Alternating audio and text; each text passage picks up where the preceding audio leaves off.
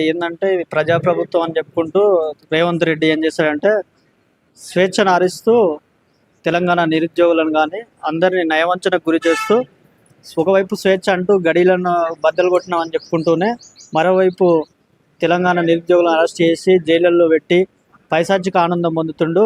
మరి మేము కూడా తెలంగాణ మహిళల ఆత్మగౌరవాన్ని కించపరిచే విధంగా 70 ఏళ్ల ముసలోడైన విద్యాసాగర్ రెడ్డి అనే దొంగ ఈ తెలంగాణ ఆత్మగౌరవాన్ని కించపరిచే విధంగా మహిళల సొమ్మును అప్పనంగా దోచుకోవడమే కాకుండా అనేక రకాలుగా మహిళలను ఇబ్బంది పెడుతూ ఈ రకంగా మహిళల ఆత్మగౌరవాన్ని తాకట్టు పెట్టే విధంగా ఫ్లెక్సీలు వేస్తున్నందుకు మేము కూడా నైట్ ఏం చేసినామంటే ఈ విద్యాసాగర్ రెడ్డి అనే దొంగ ఏదైతే 70 ఏళ్ళ ముసలోడు శ్రీనిధిలో సీతక్క శాఖలో ఈయన సీతక్క ఏం చెప్తే అది వింటాడు తప్ప సీతక్క ఈయన ఏం చెప్తే సీతక్క అది వింటే కానీ సీతక్క ఈయన చెప్తే అది వినదు. కాబట్టి మేమేం చేసినామంటే తెలంగాణ ఆత్మ గౌరవాన్ని కించపరిచే విధంగా మహిళలు వేసిండు. కాబట్టి మేము కూడా ఈ తెలంగాణ కోటి మందిని కోటీశ్వరు ఏ విధంగా చేస్తానని రేవంత్ రెడ్డి పదే పదే చెప్తున్నాడు.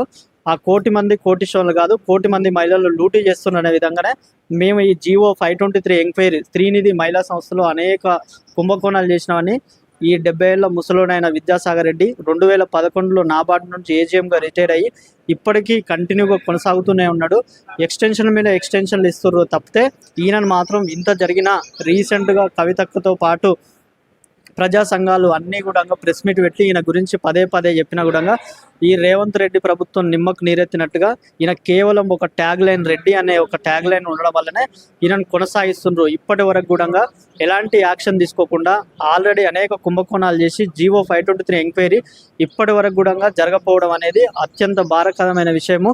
కాబట్టి మేము ఈ తెలంగాణ రాష్ట్ర ప్రభుత్వానికి మేము ఏం రిక్వెస్ట్ చేస్తున్నాము, హెచ్చరిస్తున్నామంటే మా మీద కేసులు పెట్టుకోవాలనుకుంటే ఈ తెలంగాణ రాష్ట్రంలో ఎన్ని పోలీస్ స్టేషన్లు అన్ని పోలీస్ స్టేషన్లో కేసులు పెట్టుకోండి, భయపడలేదు. ఈ తెలంగాణ మహిళల ఆత్మగౌరవం కోసం కానీ ఈ తెలంగాణ ఆడబిడ్డల ఈ ప్రజల కోసం కానీ మేము జైలుకి వెళ్ళడానికైనా సిద్ధమే, తెలంగాణ ప్రజల కోసం జైలు జీవితం గడపడానికైనా సిద్ధమే.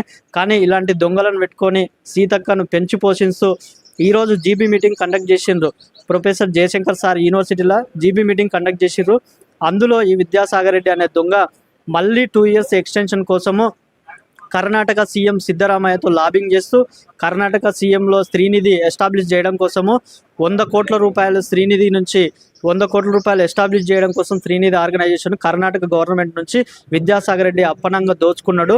ఇందులో సీతక్క వాటా ఉంటుంది, తర్వాత ఈ విద్యాసాగర్ రెడ్డి వాటా ఉందని తెలంగాణ ప్రజలు భావిస్తారు. కాబట్టి తక్షణమే విద్యాసాగర్ రెడ్డిననే ఈ దొంగను తొలగించి పేద ప్రజల సొమ్మును ఏదైతే తిన్నాడో అది కక్కియాలని చెప్పేసి మేము తెలంగాణ ప్రజల తరపు నుంచి ఈ రేవంత్ రెడ్డి ప్రభుత్వాన్ని డిమాండ్ చేస్తున్నాం.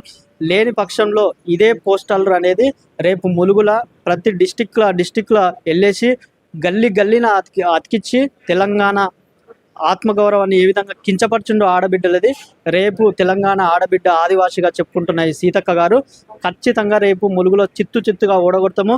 అదేవిధంగా ఈయన రేవంత్ రెడ్డి ఈయన రెడ్డి అనే ఎట్లయితే ట్యాగ్ లైన్తో ఉన్నాడు కాబట్టి విద్యాసాగర్ రెడ్డిని కొనసాగిస్తారు. కాబట్టి రాబోయే 2 సంవత్సరాలలో కూడా ఈ విద్యాసాగర్ రెడ్డిని తీసేయలేదనుకో రేవంత్ రెడ్డి కుర్చీని కూడా బంగాళాఖాతంలో వేస్తామని చెప్పేసి ఈ సందర్భంగా మేము హెచ్చరిస్తున్నాం. ఖచ్చితంగా రేవంత్ రెడ్డి నల్లమల పులి అని చెప్పుకుంటున్నావు, నేను నల్లమల గండు పిల్లివి. నీవు మాట్లాడే విధానం కానీ ఈ తెలంగాణ సభ్య సమాజం తలదించుకునే విధంగా ఉంది. ఒక నల్లమల బిడ్డగా నేను చెప్తున్నా, ఈ భాష అనేది తగదన్నా, ఈ పేగులు మెడకేసుకునే ఇవన్నీ కూడా ఈ భాష అనేది మీలాంటి అత్యున్నత స్థానంలో ఉన్న వారికి తగదు. దయచేసి విద్యాసాగర్ రెడ్డిని తొలగించండి అని పదే పదే చెప్తున్నాం. ఉద్యమం మాత్రం చాలా తీవ్రతం అవుతుంది. రాబోయే రోజుల్లో ప్రెస్ మీట్లు ఉంటాయి, ప్రతి పోస్టర్లు అతికిస్తాం. సీతక్క ఇంటి ముందరనే కాదు, రేవంత్ రెడ్డి ఇంటి ముందర కూడా పోస్టర్లు అతికిస్తాం. తస్మాత్ జాగ్రత్త రేవంత్ రెడ్డి, నీ ఆటలు మాత్రం సావు.